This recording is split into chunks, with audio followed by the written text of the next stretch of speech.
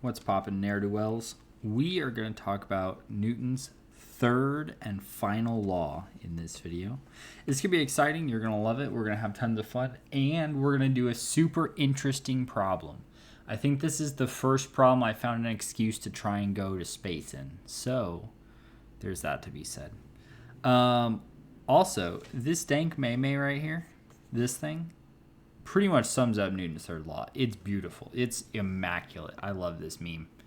It's one of the, I think, top 10 memes I've ever seen. It's so just mwah, you know? I love this thing. So, anyway, we're going to learn about Newton's third law. It's going to be great. It's actually pretty easy, too. So, all right, let's talk about what is Newton's third law. So, Newton's third law is the law that I think everyone can say, but not formalize into practice, right? Newton's third law says that for every force, there is an equal and opposite force. And I'm paraphrasing a bit. I think Newton said this a little more flowery, but you know me. I don't have the same flair for language that Newton had. That's an ugly flower. So here's what Newton's third law means, and then it's going to be super obvious what it is as soon as we do the very first example. Okay. We're not going to do a whole bunch of math in this lesson. Mostly what we're going to do is figure out what are these things called third law pairs and identify them. So we're going to look at some old problems that we've already seen before. Yeah, but there is one, and it is about going to space, and it definitely utilizes Newton's third law. So it'll be tight. So Newton's third law means for every force, there is a corresponding third law pair, that is another force being applied back to the thing that is exerting the original force. These third law pairs are always the same size and point in opposite directions. So let me try and tell you what the third law pair is. Okay, let's say you have a face, right? And this face is a little angry, right? So because this face is so angry and saying real hurtful things to you, you decide to punch the face. So we've got, hold on.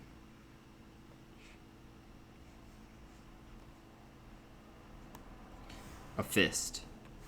So this fist is going to hit this face. Okay. Bear with me here. When the fist connects to the fist applies a force in that direction. We will say force of fist. Okay. Hear me out on this, though. When the fist punches the face punches the fist back with an equal amount of force. We could call it force face. They are equal. But because the forces are opposite directions, one must be positive and one must be negative. So that one's negative. Okay. So I used to have this really great YouTube video, and I'm sure you can find this. But it was a video of an MMA fight. And for those of you unfamiliar with blood sport, MMA is mixed martial arts. Essentially, it's where two men or women assault each other into submission and make them bleed all over. And they literally just beat the heck out of each other. It's gruesome, and you shouldn't watch it. It's disgusting. But there's a video where one gentleman kicks another gentleman but the other gentleman parries with his leg. The first gentleman, doing the kicking, kicks the other guy so hard he breaks his own leg on the other guy. And in the video, you can see his leg like break and then wrap around the other dude's leg and spring back, and then he tries to stand on it and he just collapses. But I think that's a really good way to illustrate Newton's third law. So anytime two objects apply a force to each other, the other one applies the force back. Meaning, if you punch someone in the head, their head will punch your hand back. So you can, if you've ever been in a fight, and I hope none of you have, but if you have, and you've hit something, or let's say you got really, really salty and you like pulled a real Kyle and punched a wall, and you're like, ow, my hand hurts. It's because the wall punched you in the hand back.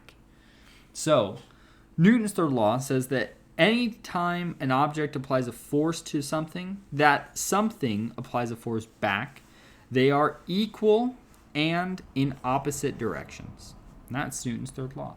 So, let's go see how this manifests itself in force diagrams and in problems. So, we got old reliable. I realized, I think on the third slide, yep, old either shouldn't have an E or shouldn't have an apostrophe, right? It's an abbreviation of old, and the apostrophe should take the place of the D. I don't know where the E comes from. Ole reliable. Sometimes I crack myself up, you guys. Anyway, so let's look at this. So we have the same box sitting at rest on a table. We want to draw a force diagram for the box, and here's the new part, and for the table. And we want to identify the third law pairs. We've already seen O reliable multiple times. There's no need to set up a sum of forces equation and solve it again. But let's go ahead and look at the two force diagrams. So the setup is we've got a table with a box on it. This time we're going to do a force diagram for the box and a force diagram for the table. So if we look at the force diagram for the box has weight going down, and of course it has a normal force going up, and they're equal because it's at rest. So because of Newton's first law, the forces must balance. All right. Now if we look at our table, it's a lot bigger. So it's got a bigger weight. It has this little box sitting on it. So it's got the weight of the box pushing down on it. But the box is a solid object, so we call that a normal force, typically, or a contact force is maybe the better way to say it, but I'll label it N for normal force. So because we have two N's here, maybe I should label them. So I'll put B for box. I'll put T for table. And then my table doesn't just have two forces pushing it down and it is falling. It has the floor, right? And your mother has some very nice tile down here, right? Anyway, so it's on the floor, and the floor is pushing up with a normal force that would be equal to the weight plus this. And we'll put normal, little f for floor. So two of these forces are third law pairs, meaning a contact pair where it's I'm pushing on you, so you're pushing back on me. That third law pair is this normal force from the table onto the box, and this normal force for the box onto the table. I think in the first law video, I mentioned some feeler-dealer notation. If we want to do it that way, because sometimes that makes it a little more obvious what the third law pairs are. This is our box. So the normal force on the box by the table would be BT. And then the normal force, here we go, on the table by the box. And then this one would be on the table by the floor. So our third law pair is the one with the same subscripts here. It's the force of the box on the table, or on the box by the table, and then on the table by the box. Because these are third law pairs, this is the table pushing up on the box, this is the box pushing down on the table. This is the same force. They're touching each other. Ergo, they are equal. That's what Newton's third law says. Anytime I touch you, you touch me, and we touch the same amount. They're the same size, but this one points up, this one points down, opposite direction. So our third law pair, the third law pair is the normal force. Hold on.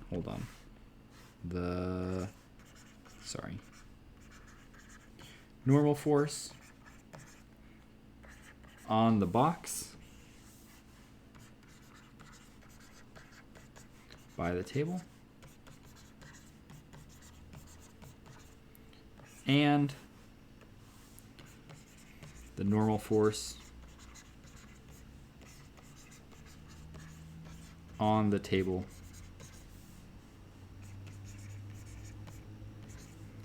by the box. Okay. There you go. Newton's third law pairs. Let me give you a warning here.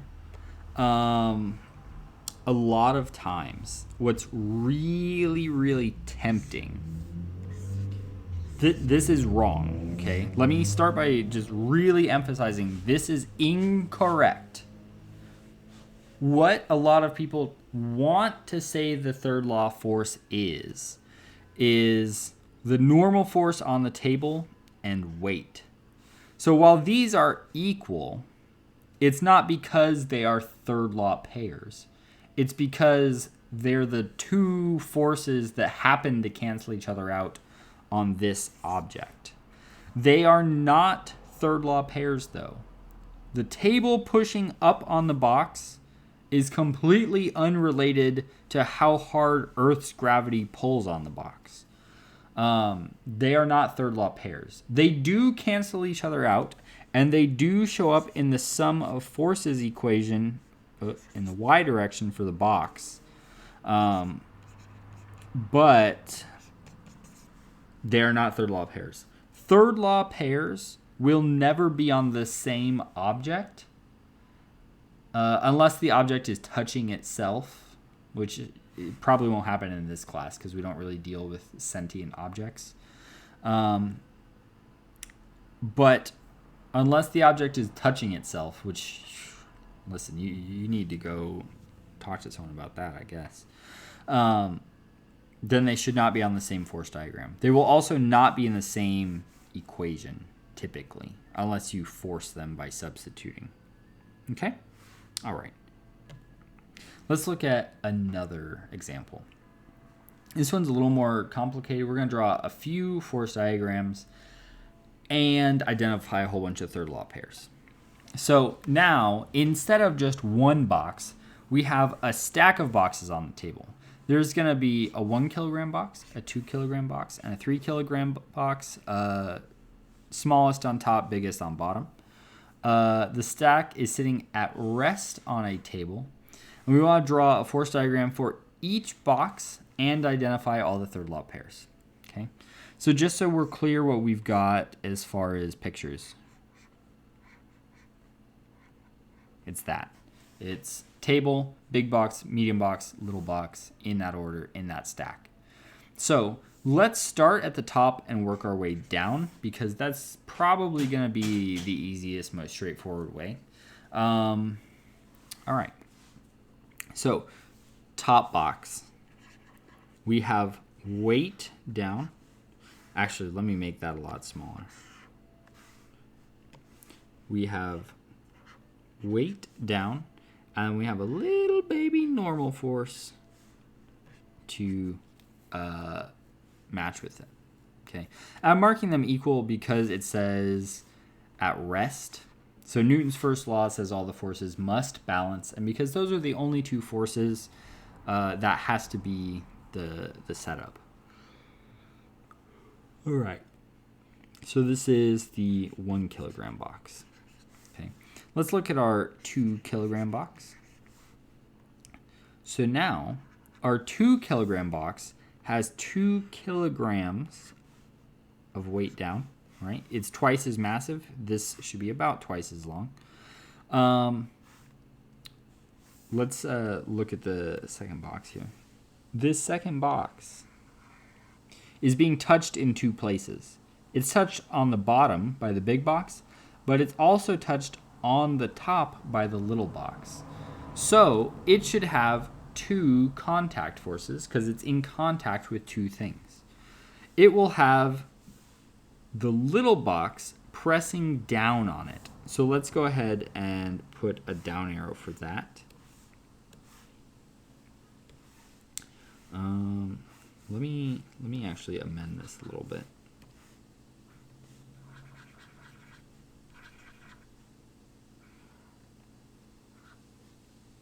So this is weight. Put 2, put 1. All right, normal force. Let's put normal force. Feeler is the little box.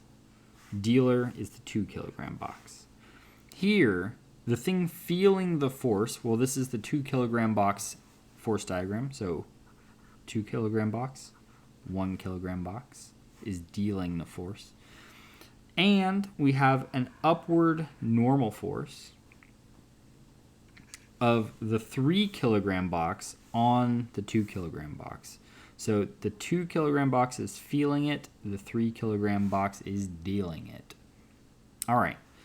Then let's go to the 3 kilogram box. And things are going to get a little bit not proportional anymore, but we'll do the best we can. So it's 3 times, so it should be about 3 of these. 1, 2, 3. About that long, I think. Weight. Okay. Now, if we adjust our focus up here, now it's being contacted in two places. On the bottom by the table and on the top by the medium box. So we need to have a normal force down. The 3 kilogram box is feeling it. It's being pressed upon by the 2 kilogram box. Likewise, on the bottom, we have a normal force on the 3 kilogram box by the table. Okay. So here are our 3 force diagrams. Notice I did not put any weights of the 1 kilogram box or nothing from here ended up over there. It's because those two boxes are not in contact with one another. So you're going to say, so wait, the bottom box doesn't feel the heaviness of the 1 kilogram box? Mr. Barton, that doesn't make sense. If I put something on me, I can feel it. And it's not like if you put something on top of your hand and then you put something on top of that something, it's not like you magically don't feel the weight of that something. So let's investigate and maybe take a look at our third law pairs here. So let's start by answering the question. Let's identify all the third law pairs. So this upwards force on the 1 kilogram box is by the 2 kilogram box. And this downward normal force is on the 2 kilogram box by the 1 kilogram box. Ergo, this normal force pointing up and this normal force pointing down are third law pairs, and we can mark them equal. Okay. What's interesting to note is that this normal force up by the 2 kilogram box is equal to the weight of the 1 kilogram box. So this one, this downward force by the 1 kilogram box, because it's a third law pair with this normal force, which is equal to this, that transitive property that you learned in geometry comes into play. Because W1 equals N12 and N21 equals N12, that normal force is equal to the weight. So the weight of this 1 kilogram box is being felt by the 2 kilogram box right here. It's just not labeled weight, because this force on the 2 kilogram box is not how hard the earth is pulling on the box. It's how hard the two boxes are pressing against each other. It's a very subtle difference, but it's an important one. It's kind of the difference between I don't have a good metaphor for this, but you get what I mean. It's the source of the force, I guess. This is not because of the earth pulling on the box, right? This is because the boxes are touching. It's a very subtle difference, but it makes a difference to some people. So, all right, that's our first third law pair. Let's carry on. All right, N23, N32. This is the force of the third box pushing up on the second box.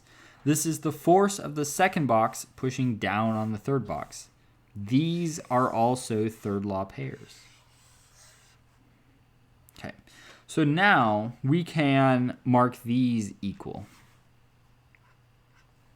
Okay, so let's investigate this and see how the third box feels the weight of the first box. So normal force is a bizarre thing. Normal force is a contact force, but there's no formula for normal force, right? Weight has mg, and then there's some other ones that we'll learn later. Friction is mu n, and the spring force is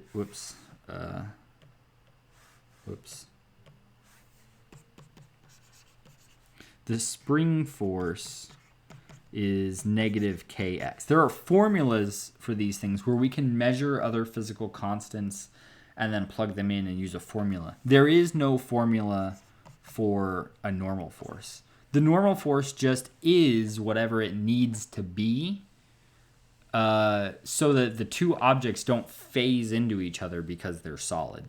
So we know that this whole stack of boxes is at rest. Here, the 2 kilogram box, if we do our sum of forces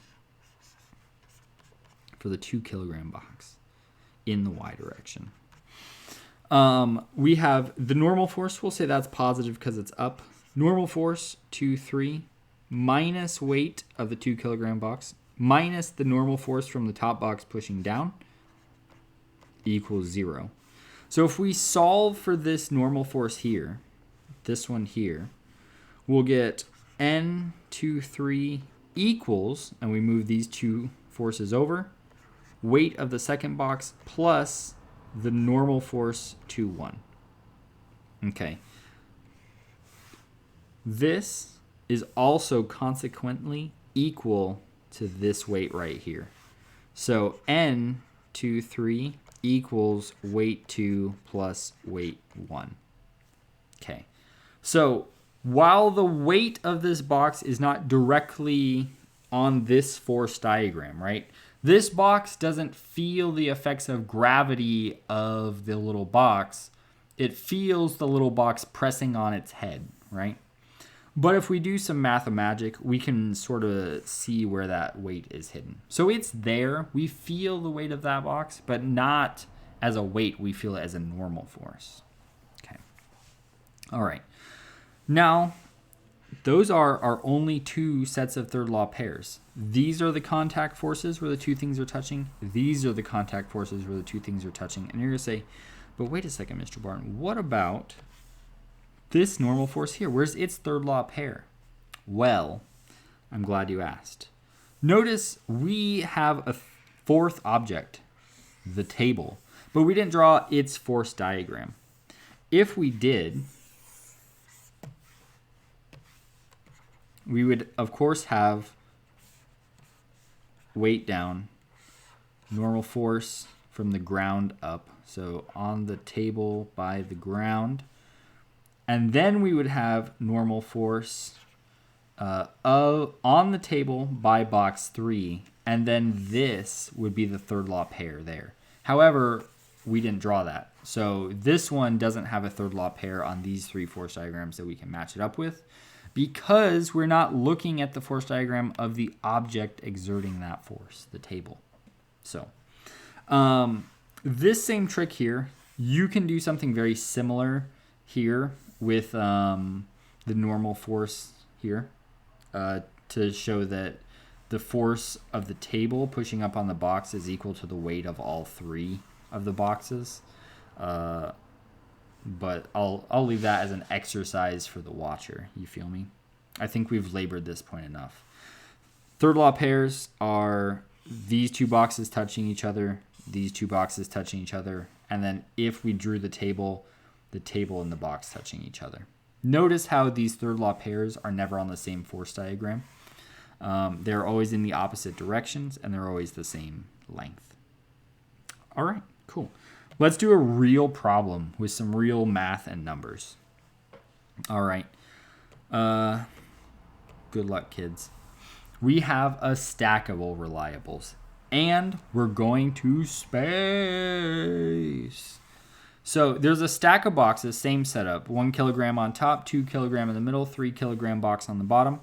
The stack of boxes is sitting on a table, just like before, except we're inside a rocket ship now. And it's accelerating at 15 meters per second squared upwards into space.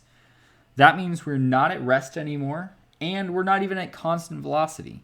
So that means we're going to need the second law if we're going to do some math. What your, not your job, you're just watching. You're sitting back, chillaxitating, and just copying everything down. My job is to find the normal force between the table and the bottom box. So I'm going to do this the long way, and then at the end, you're going to be like, duh, right? You're going to be like, what an obvious answer. And then it'll be okay if you use that obvious answer for the rest of your life, but it's important to know where the obvious answer comes from. So again, just for the sake of visualization here, this is the situation. Okay. So we are looking for a normal force between the table and the bottom box. So obviously we should draw a force diagram for the bottom box, because that's the force that that's the object that the force we're interested in is being applied to. So we should draw its force diagram. So for this bottom box, we have weight downwards. We also have the normal force between the second box and this box pushing down on it.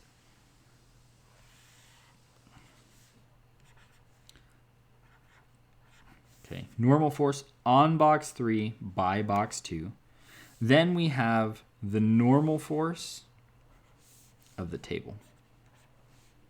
Whoops, I mislabeled that. Okay. So now we have an issue here. Okay. We know or can calculate the weight of the box. We have no idea what this normal force down is, and we don't know what the normal force on the table is. So, because we're looking for this, that kind of tips us off that we should probably go investigate this and try and figure that out, because we need this information to find this. So we've got to go up a level, right? Or maybe a level deeper. We've got to inception the heck out of this thing. Let's look at the force diagram for the middle box. Okay, I mean, I'm going to draw all through them because we just saw them on the previous slide. So for the middle box, we have the weight of box 2. We have the normal force on box 2 from box 1, and then we have the normal force on box 2 from box 3. Okay, so we've got the bottom box pushing up, the top box pushing down, and gravity. And we're assuming we're still close enough to the Earth that gravity applies. All right, so now we could calculate this weight, but we don't know this normal force or this normal force. And this normal force is equal to this normal force. So if we can find this, then we know this, and we know this, and we can find this. Okay. So we need to figure out this normal force to be able to get this normal force. So the plot thickens.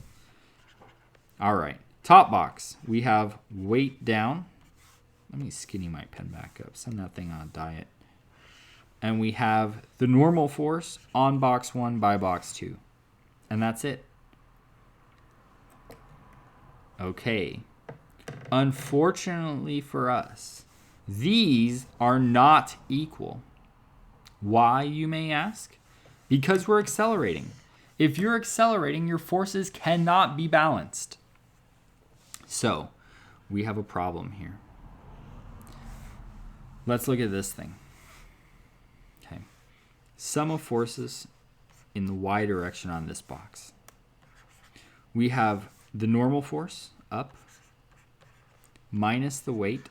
It does not equal 0 because we're accelerating. It equals the mass of the box times the acceleration.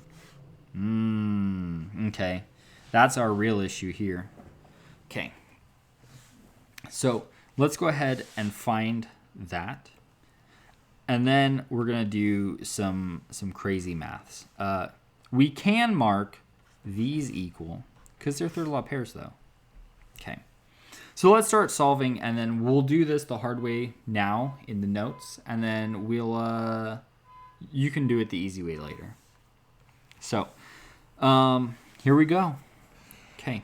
The weight of the 1 kilogram box is equal to mass times acceleration, g, equals m times 15. M is 1, g is 10. And we've already taken care of the negative. So n, 1, 2, minus 10 equals 15. Add the 10 over. N, 1, 2 equals 25 newtons. Okay, that's cool. So now we know that this is also 25 newtons. Sweet. So now we're going to repeat this process on this force diagram.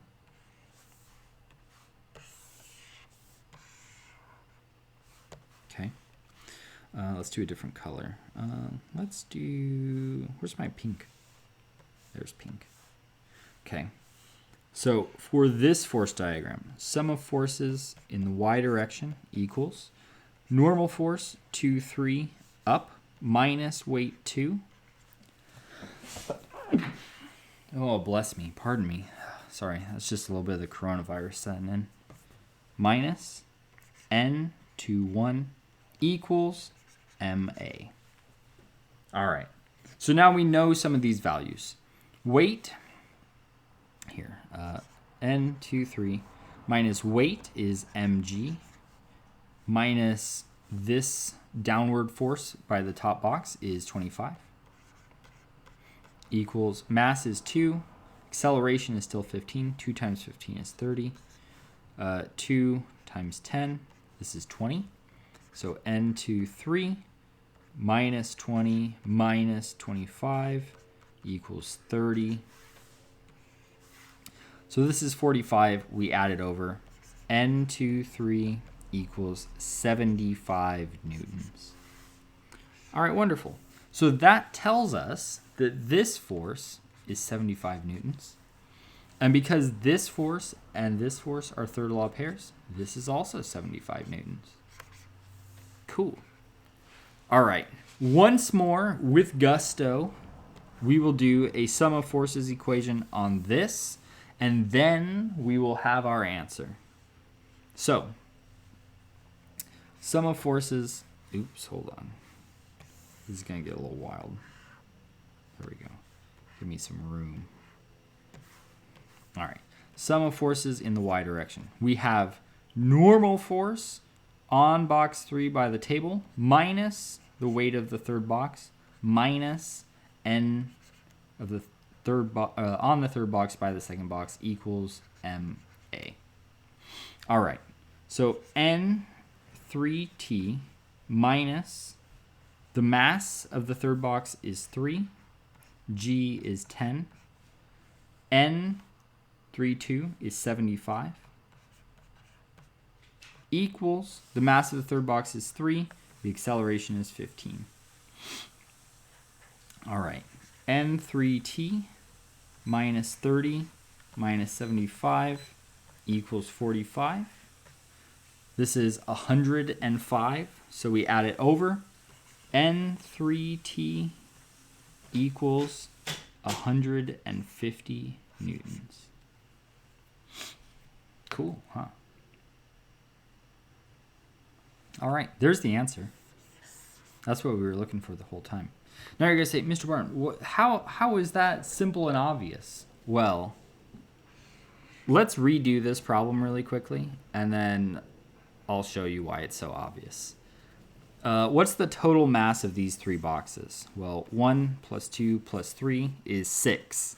So let's close our eyes, right? If I tell you close your eyes, and I ask you to hold something, right? Okay, so you got your eyes closed. And you're real happy about it. You're like, ooh, I love surprises. Okay, and you've got your hands held out.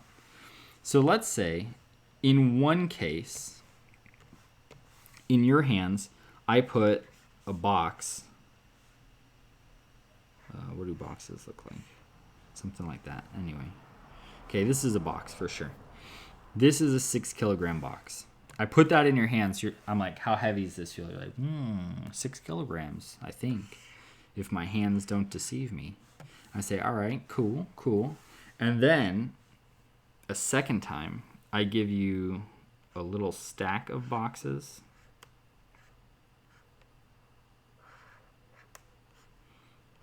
Right? Okay, you get the idea though. And I say, same or heavier or lighter, and you say the same. Is it the same box? Because they both feel the same on the bottom. You can't tell the difference with your eyes closed between these 3 boxes and this single box here. So let's just pretend this is one box, right? Maybe it's one really weirdly shaped pyramid box. Let's redo the problem as if we only had one 6 kilogram box. So the new problem is this. What's the normal force between the table and the box? All right, our force diagram, we have the weight down from the box. We have the normal force on the box by the table. The sum of forces is equal to the normal force on the box by the table minus the weight equals the mass of the box times its acceleration. All right. NBT is what we're looking for. The weight is the mass, which is 6, times G, which is 10. MA is 6 times 15. So we have NBT minus 60 equals, what's 6 times 15? 90. Add the 60 over. 150 newtons. Isn't that weird? Just kidding. It's not weird. It's what you expect, right? It's almost like 3 things that weigh the same as one thing need the same amount of force because they're the same amount of stuff, right? So this process is necessary to teach you something, right? It's necessary to show you how to solve for those contact forces in between. It's necessary to illustrate third law forces. It's important for a lot of reasons. Is it necessary to do every single time? Not really. But until you really understand how this works and how things are connected, you haven't really earned the right to do this, right? So you will have a third law question. I don't know if you're going to have to do this whole process. Maybe you can find a clever way not to, but it's important to understand. So that is your notes. I love third law. It's so interesting and it's so like redundant.